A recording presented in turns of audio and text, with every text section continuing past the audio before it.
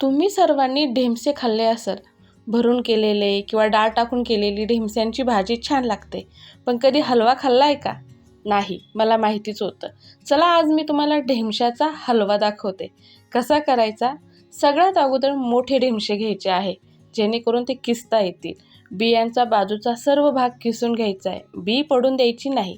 1 चमचा गाईचं तूप घ्यायचं, किसलेले ढेमसे त्यामध्ये टाकायचे. हा किस पूर्णपैकी वाफवून घ्यायचा आहे. छान वाफवला की किस शिजण्यासाठी दूध टाकायचं आहे.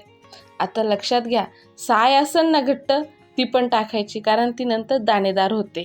आणि दुधामध्ये ढेमशाचा किस चांगला वाफवून घ्यायचा आहे, जसा गाजराचा वाफवतो ना तसा.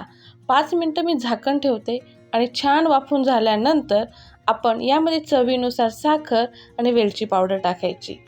पुन्हा एकदा छान असा हा हलवा वाफवून घ्यायचा आहे आणि साखर वितळल्यानंतर पुन्हा एकदा हलवा थोडा घट्ट होऊन द्यायचा.